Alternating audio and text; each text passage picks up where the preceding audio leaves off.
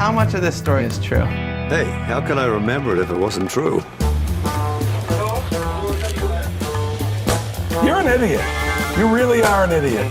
George?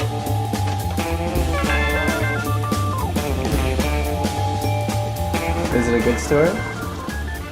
Oh, well, it depends if you like those kind of stories. Well, it's my great pleasure to introduce Paula Tabalipa. She's costume designer for one of our favorite films, Becoming Bond, which has 78% on Rotten Tomatoes with the critics and 86% with the audience. Directed by Josh Greenbaum, Paula's filmography boasts of Flock of Dudes, Sigur Rós, a video short, and Becoming Bond, which will be the focus of today's episode. Paula, welcome to the show, and thanks for taking time out. Thanks for having me.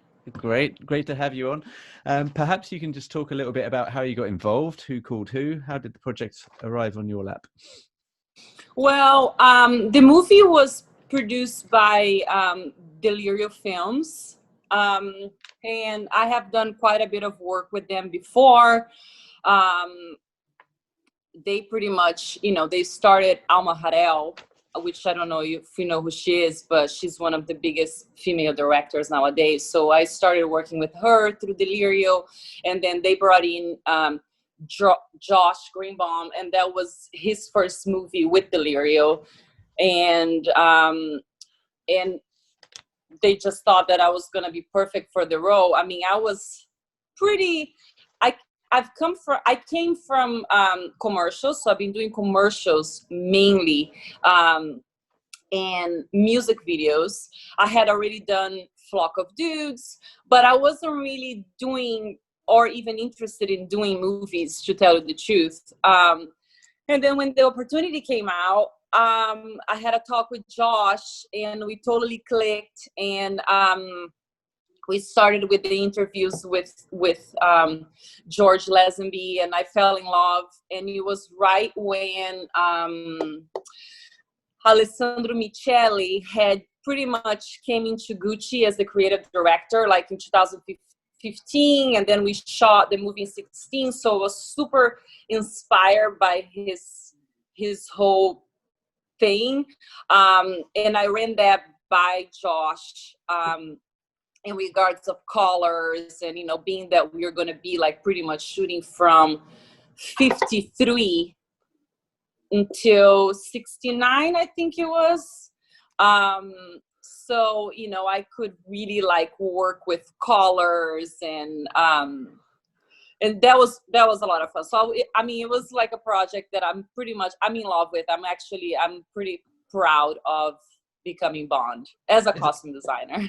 Well, it's a fantastic film, and I didn't really know what to expect when I first put it on. I think because it's this half documentary, half of George sitting in the chair talking to the camera, and then half cutting to the actual dramatization of that story, but also with little bleeds. So you'll have George saying things, and then the actors will say it in George's voice. So there's almost like this seamless flow to the film. Yeah, which made it so interesting for like a mix of like documentary and recreation. I think Josh did an incredible job. Yeah, Josh Greenbaum. Yeah. Yeah. I'm like, there's a lot of Joshes I forget going that there are two Joshes. Double Josh. So Double Josh. You told me just off mic about how it was set first with George doing the story, and then telling the story, and I guess that kind of then informed a few choices afterwards of how the film and the dramatization was going to play out. So can you take us back to those? Were you there with the actual George moments when he's doing his stories, or were you just involved? Yes, I was. I was there from the beginning. And pretty much during all of the interviews, I mean, the interviews with him were done a few months prior to Josh even finished the script, which was kind of like, that those interviews gave him ideas, and also he picked the stories that he wanted to tell from those interviews, because there were so many other crazy stories that we heard from George, during those interviews, that he had to kind of see which ones were the ones that would actually fit within the movie. Yeah, it was really great. I mean, we were cracking up because the stories were just like, they were just one better than the other. They're so rich, yeah. I mean, I think the 60s, because it's kind of set within that decade, every one of them is believable because everything is new. Like the fashion is new, the scene is new, the sex is new, the drugs is new. Even for the generation that was coming through, it had this like electric vibe. So all of the stories kind of are just a great souvenir of that era, if nothing else. Exactly, it really is. It truly is. Yeah. And so did you, I mean, first off, I have to see like the director's cut of that. I imagine there's another 3 films of George talking to the camera, more stories. Yeah. Moving over to the dramatization where Josh Lawson plays the young George Lazenby, how did you approach Josh's interpretation of that, and what were the early thoughts and the processes behind that? I mean, at what age? Because literally, like, we had Josh at 5, 16, and then 20s, and then 30. You know, it was like crazy. But I mean, regards of wardrobe, I really had to go through. It was a lot about, you know, paying attention on what I was hearing from George Lazenby, because, you know, he came from a very poor family in Australia, and you know, he was born in 53, and then through, you know, and then becoming a car salesman, and then moving to England and becoming a model, and there were so many transitions wardrobe wise, and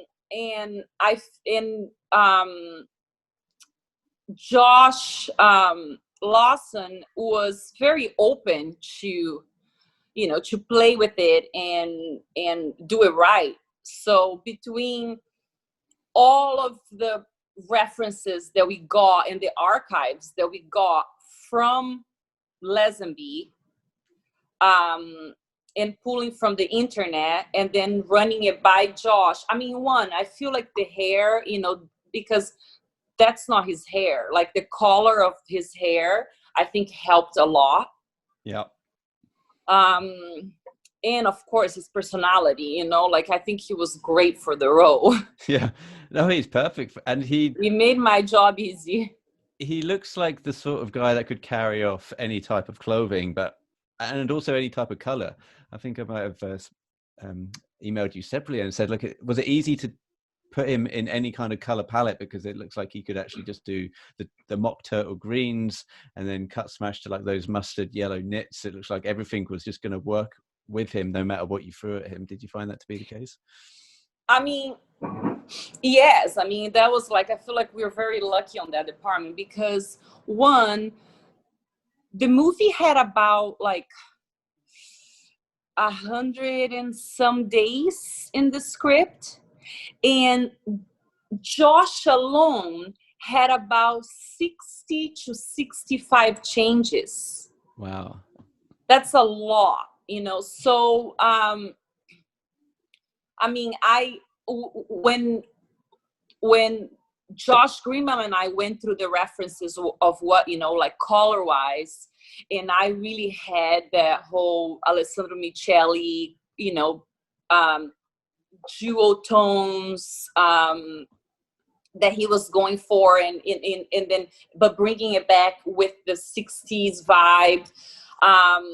It kind of worked out perfectly, because especially when we saw that Josh, you know, the hair color worked out well on him, like we knew that we could carry on with any colors pretty much. But we really stuck to jewel tones of, you know, like we had the burn yellows, the kind of like teal greens, and the browns, and the burgundies, and then again with her, you know, kind of like mixing and matching with her, and also the set design. Yes. So we really try to, you know, stay together and work together as much as possible, just to have a really nice flow.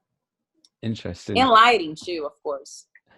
And you mentioned there that you had to run a few things by George, and what was that process like? Did you have like a couple of family albums or anything that he was able to show you and say, yeah, I was kind of knocking around in this when I was in London, and then you take inspiration from that? How does that work?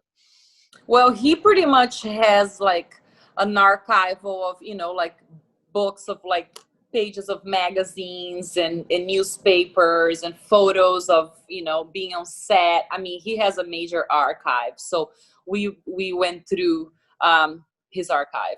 Yeah, because he was and I love the scenes in the film when he's doing the modeling. So he's doing the Big Fry adverts, and then he's cut smash. He's now in the golfing outfit with the kind of plaid pants and stuff like that. That looked like that was a lot of fun to do.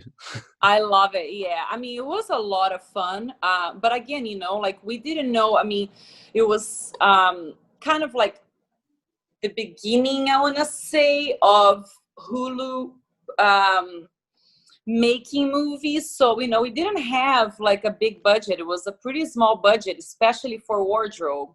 So, I mean, just on, Josh's like 65 different looks, like we really had to be creative with so many things.